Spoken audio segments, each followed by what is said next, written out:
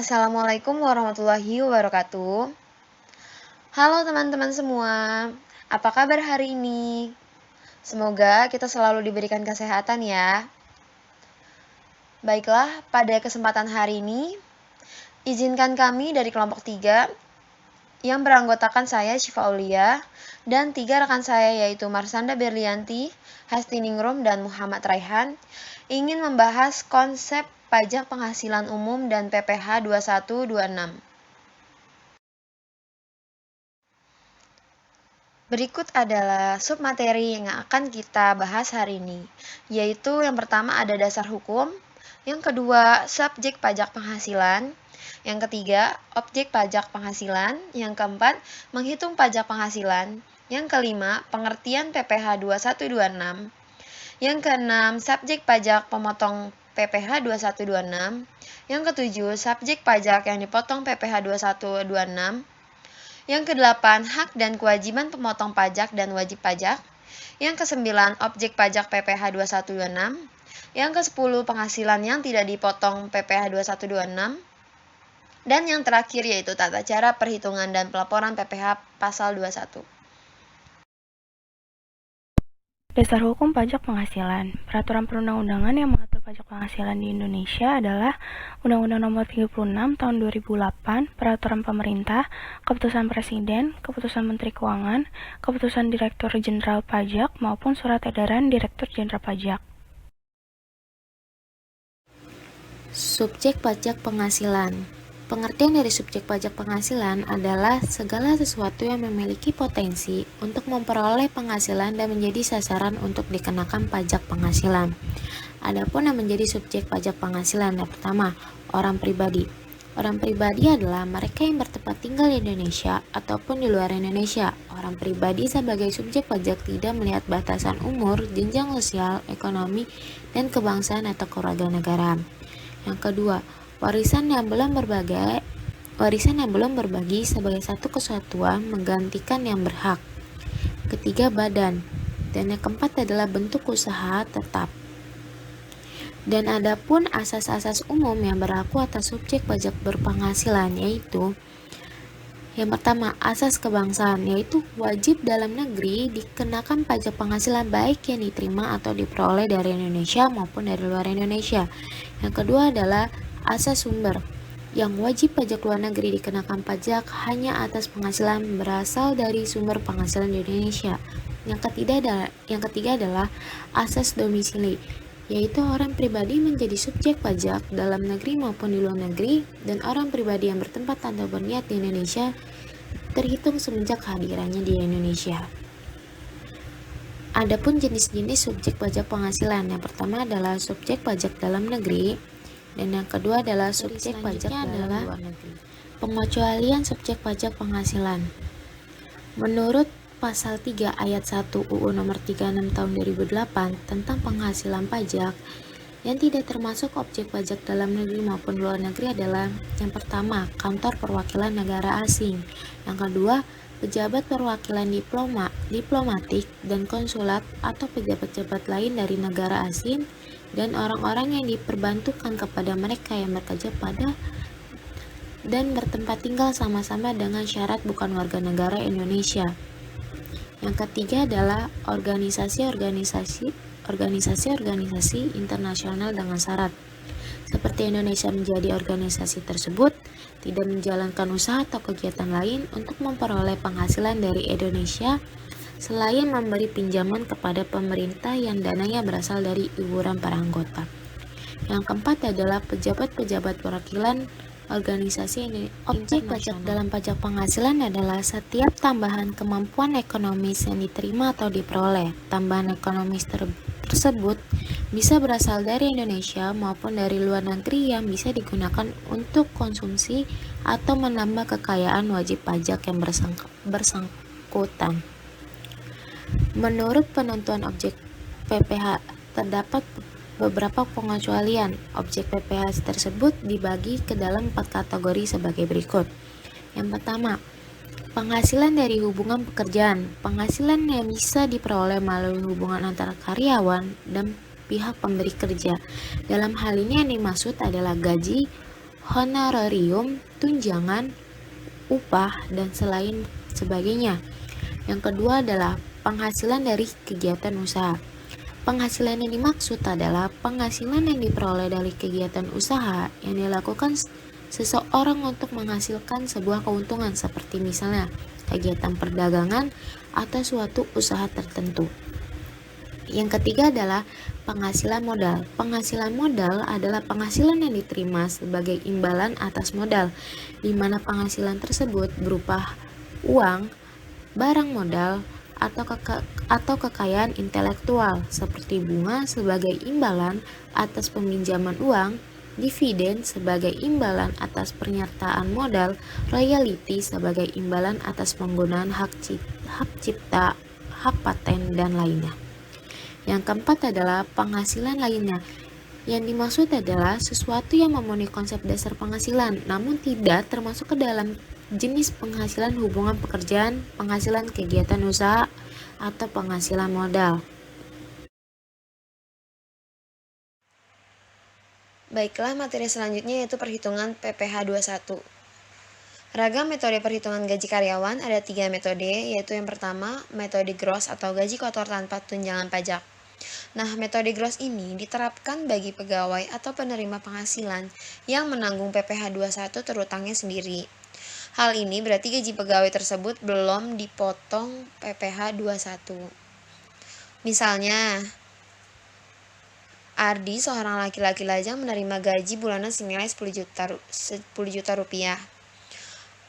Jadi perhitungannya yaitu gaji pokoknya 10 juta rupiah per bulan atau 120 juta rupiah per tahun. Tarif PPh-nya 15%, PPh 21-nya yang ditanggung sendiri itu 9.900.000 per tahun atau 825.000 per bulan. Nah, gaji bersihnya yaitu 9.175.000. Selanjutnya ada metode gross up atau gaji bersih dengan tunjangan pajak. Nah, metode gross up ini diterapkan bagi karyawan atau penerima penghasilan yang diberikan tunjangan pajak atau gajinya dinaikkan terlebih dahulu sebesar pajak yang dipotong. Contohnya, Ardi, seorang laki-laki, menerima gaji bulanan senilai 10 juta rupiah. Jadi perhitungannya gaji pokoknya 10 juta rupiah per bulan atau 120 juta rupiah per tahun. Tarif PPh-nya 15%, tunjangan pajak dari perusahaannya itu 9.900.000 per tahun atau 825.000 per bulan. Total gaji brutonya 10.825.000. Nilai PPh 21-nya yang dibayarkan perusahaan yaitu 825.000 per bulan. Nah, gaji bersihnya yaitu 10 juta rupiah per bulan.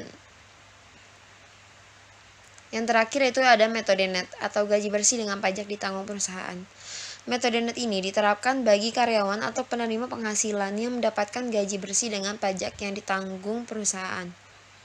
Contohnya, jika Ardi, seorang laki-laki, menerima gaji bulanan sejumlah 10 juta rupiah, maka perhitungannya yaitu gaji pokok 10 juta rupiah per bulan atau 120 juta ribu per tahun. Total gaji brutonya 10 juta rupiah. Tarif PPh 21-nya itu 15%, pajak yang ditanggung perusahaannya 9.900.000 per tahun atau 825.000 per bulan. Nilai PPh 21-nya itu yang dibayarkan perusahaan 825.000 per bulan. Gaji bersihnya 10 juta rupiah per bulan. Nah, berhubungan dengan materi tadi terkait perhitungan PPh 21, berikut adalah tarif dan penerapannya. Yang pertama, untuk pegawai tetap, penerima pensiun bulanan, pegawai tidak tetap, pemagang dan calon pegawai, serta distributor, MLM atau direct selling, dan lain-lain, dikenakan tarif pasal 17 Undang-Undang PPh dikalikan dengan penghasilan kena pajak atau PKP. PKP ini dihitung berdasarkan berikut. Yang pertama yaitu pegawai tetap. Pegawai tetap ini penghasilan bruto dikurangi biaya jabatan atau 5% dari penghasilan bruto dikurangi iuran pensiun atau iuran jaminan hari tua dikurangi penghasilan tidak kena pajak atau PTKP.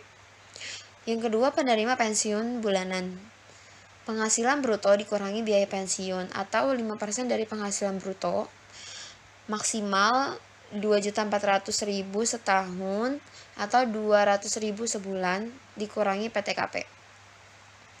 Selanjutnya, pegawai tidak tetap, pemagang, calon pegawai, penghasilan bruto dikurangi PTKP yang diterima atau diperoleh untuk jumlah yang disetahunkan.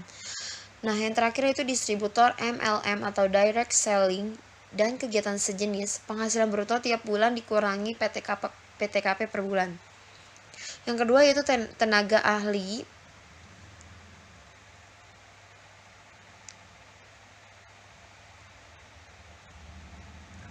Tenaga ahli yang melakukan pekerjaan bebas seperti pengacara, akuntan, arsitek, dokter, konsultan, dan lain-lain dikenakan tarif berdasarkan pasal 17 Undang-Undang PPH dikali 50% dari perkiraan penghasilan bruto dikurangi PTKP per bulan. Yang ketiga yaitu penerima pesangon, tebusan pensiun, tunjangan hari tua, atau jaminan hari tua yang dibayarkan sekaligus dikenakan tarif PPH final sebagai berikut. Yang pertama, 5% dari penghasilan bruto di atas 25 juta sampai 50 juta. Yang kedua, 10% dari penghasilan bruto di atas 50 juta rupiah sampai dengan 100 juta rupiah. Yang ketiga, 15% dari penghasilan bruto di atas 100 juta rupiah sampai dengan 200 juta rupiah. Dan yang terakhir, 25% dari penghasilan bruto di atas 200 juta rupiah.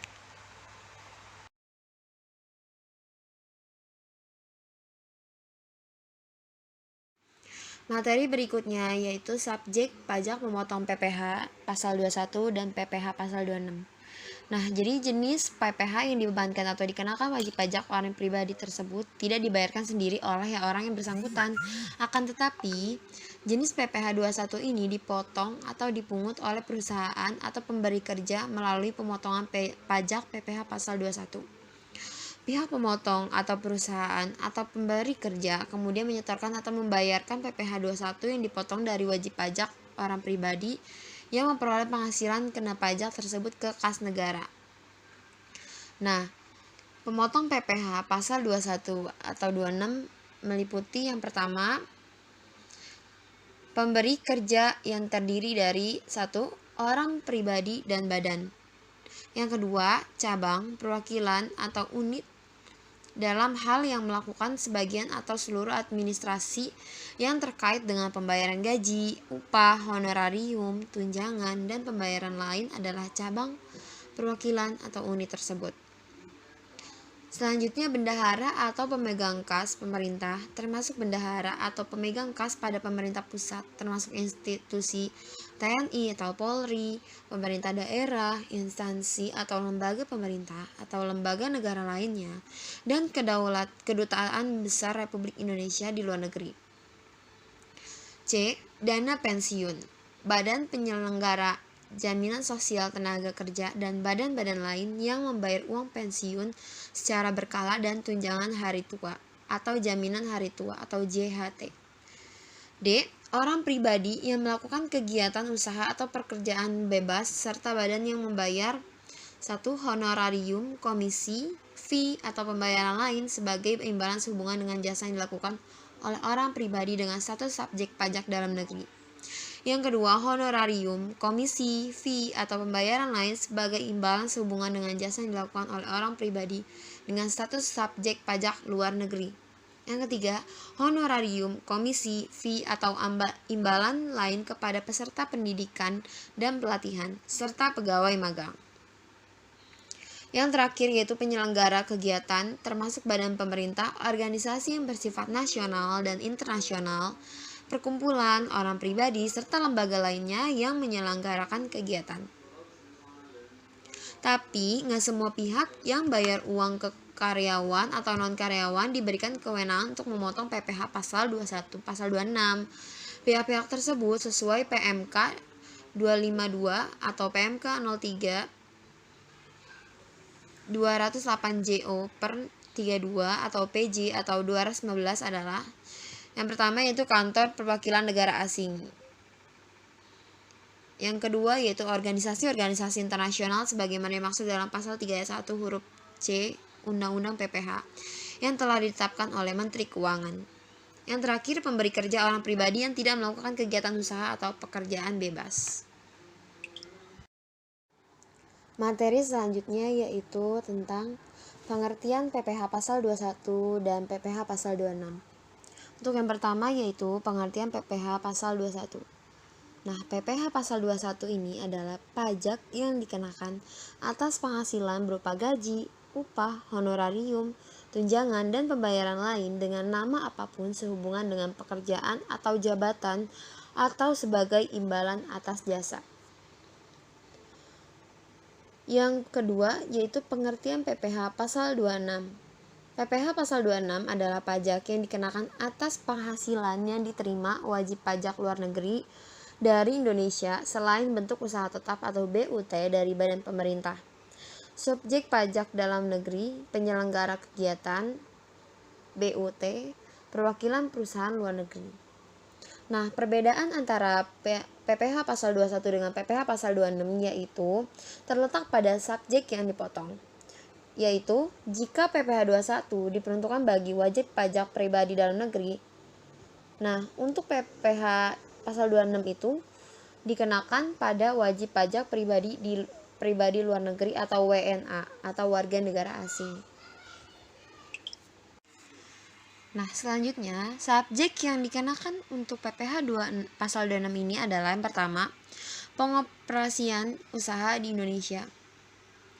Jadi, seorang individu yang tidak bertempat tinggal di Indonesia. Individu yang tinggal di Indonesia tidak lebih dari 183 hari dalam setahun atau 12 bulan, dan perusahaan yang tidak didirikan atau berada di Indonesia, ia mengoperasikan usahanya melalui bentuk usaha tetap di Indonesia. Yang kedua, memperoleh penghasilan dari Indonesia. Nah, seorang individu yang tidak bertempat tinggal di Indonesia, individu yang tinggal di Indonesia tidak lebih dari 183 hari dalam setahun atau 12 bulan, dan perusahaan yang tidak didirikan atau berada di Indonesia yang dapat menerima atau memperoleh penghasilan dari Indonesia tidak melalui menjalankan usaha melalui suatu bentuk usaha tetap di Indonesia. Pembahasan selanjutnya adalah subjek pajak yang dipotong PPh 21 atau 26.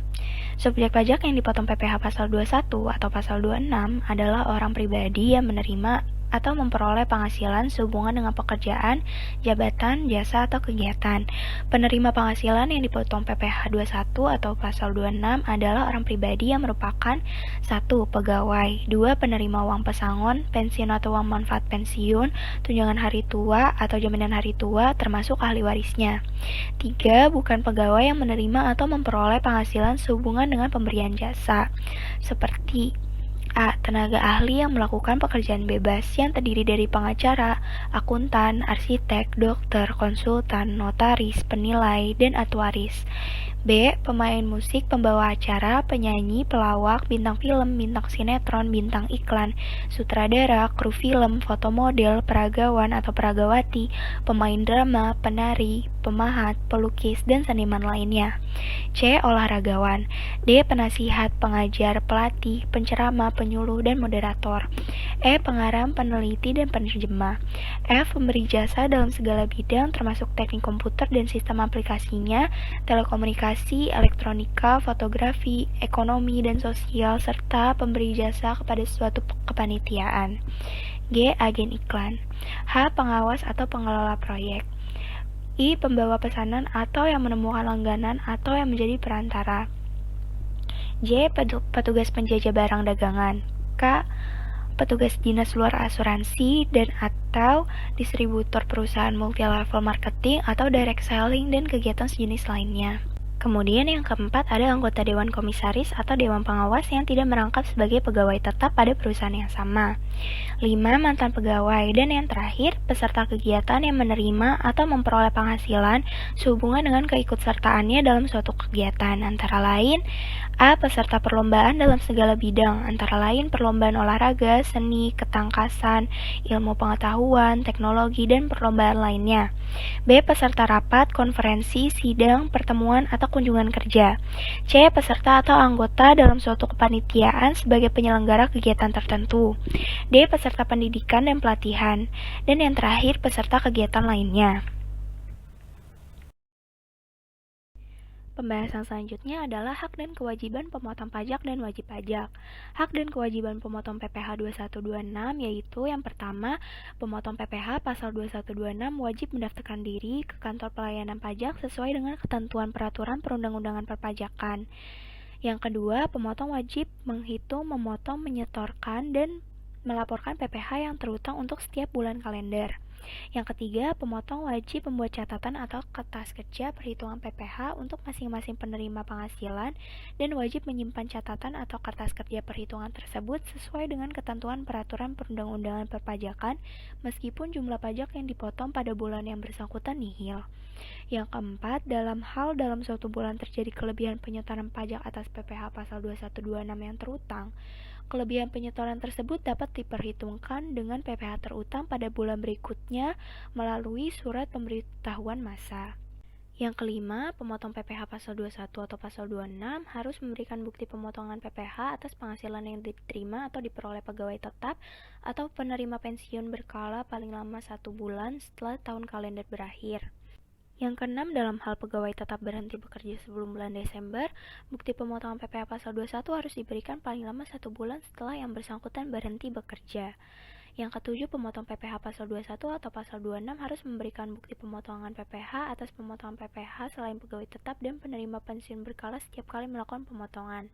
Yang kedelapan, dalam hal 1 bulan kalender kepada satu penerima penghasilan dilakukan lebih dari 1 kali pembayaran penghasilan, bukti pemotongan PPh pasal 21 dapat dibuat sekali untuk 1 bulan kalender. Yang kesembilan, PPh pasal 21 atau pasal 26 yang dipotong oleh pemotong untuk setiap masa pajak wajib disetor ke kantor pos atau bank yang ditunjuk oleh Menteri Keuangan paling lama 10 hari setelah masa pajak berakhir.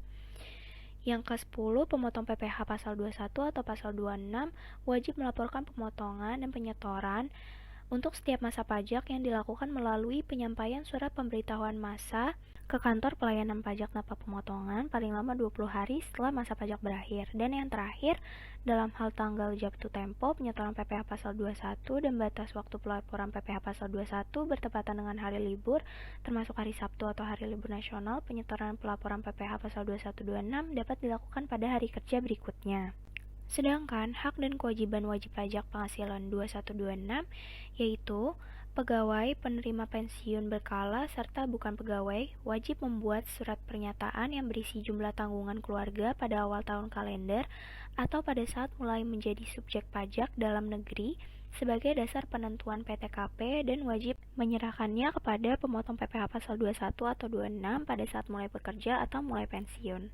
Serta dalam hal terjadi perubahan tanggungan keluarga, maka pegawai penerima pensiun berkala dan bukan pegawai wajib membuat surat pernyataan baru dan menyerahkannya kepada pemotong PPh pasal 21 atau 26 paling lama sebelum mulai tahun kalender berikutnya. Pembahasan berikutnya adalah objek pajak penghasilan pasal 21 atau 26. Nah, apa aja sih penghasilan yang dipotong PPh pasal 21 atau 26? Yang pertama itu ada penghasilan yang diterima atau diperoleh pegawai tetap, baik berupa penghasilan yang bersifat teratur maupun tidak teratur. Yang kedua, penghasilan yang diterima atau diperoleh penerima pensiun secara teratur berupa uang pensiun atau penghasilan sejenisnya.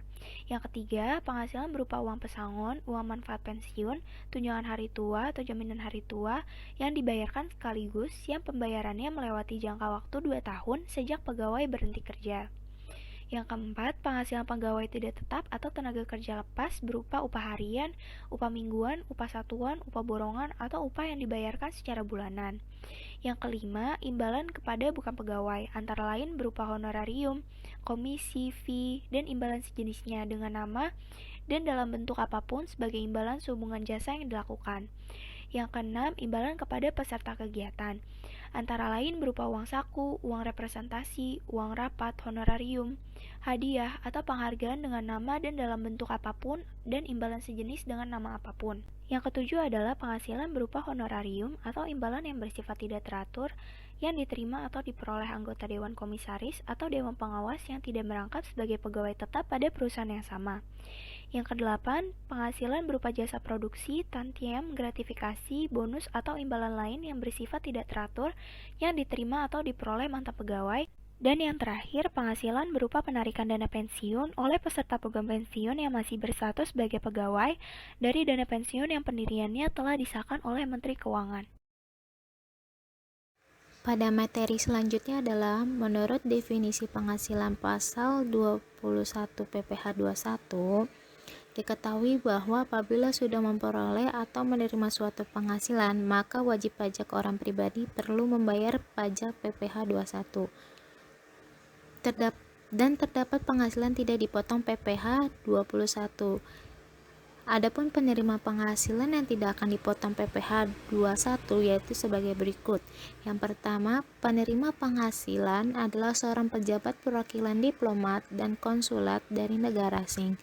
Dengan demikian, penerima penghasilan merupakan orang-orang yang dibantu kepada pihak yang bekerja dan tinggal di Indonesia. Adapun syarat di mana penerima tidak akan dipotong PPh 21 apabila penerima seorang warga negara asing dan tidak menerima penghasilan lain di luar pekerjaan atau jabatannya di Indonesia serta di negara bersangkutan yang memberi perlakuan timbal balik. Yang kedua adalah pejabat perwakilan organisasi internasional. Dan suatu penghasilan dapat dikategorikan sebagai tidak termasuk penghasilan yang dipotong PPh 21 apabila termasuk ke dalam kondisi di dalam berikut ini. Yang pertama, tidak termasuk penghasilan yang dipotong PPh 21 apabila pembayaran asuransi dari perusahaan asuransi kesehatan, kecelakaan, jiwa, dwiguna, dan serta beasiswa.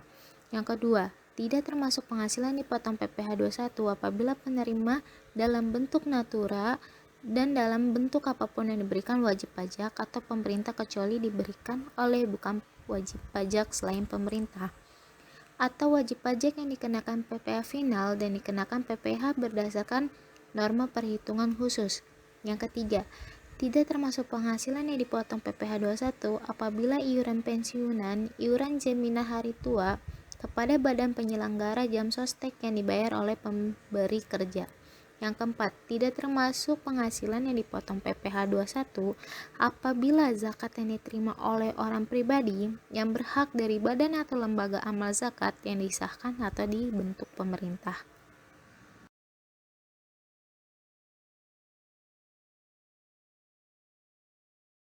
Dan materi selanjutnya adalah tata cara perhitungan dan pelaporan. Pada rumus cara menghitung PPh 21 sebagai berikut.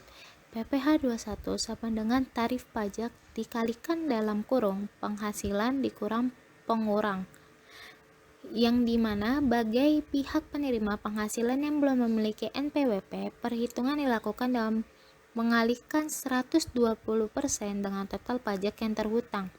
Yang kedua, PPh 21 yang harus dibayar sama dengan 120% dikali PPh 21 terhutang. Dan adapun bagaimana cara pelaporan PPh 21? Beberapa tahap yang wajib diketahui. Yang pertama, cara lapor SPT tahunan pajak badan di e-filing. Yang kedua, cara laporan SPT pajak pribadi di e-filing. Yang ketiga, cara laporan pajak online SPT tahunan pribadi. Dan adapun juga cara lapor SPT tahunan PPh 21 sebagai karyawan. Yang pertama, datang langsungan ke PPP atau kantor pelayanan penyuluhan dan konsultasi perpajakan yaitu KP2KP yang terdekat. Yang kedua, memasukkan melalui Dropbox atau khusus SPT tahunan. Yang ketiga, menggunakan pos tercatat atau jasa pengiriman. Yang keempat, laporan SPT tahunan melalui e-filing. Cukup sekian dari kami, semoga apa yang disampaikan tadi dapat diambil manfaatnya ya teman-teman. Mohon maaf bila ada kesalahan dalam penyampaian materi tadi. Wassalamualaikum warahmatullahi wabarakatuh.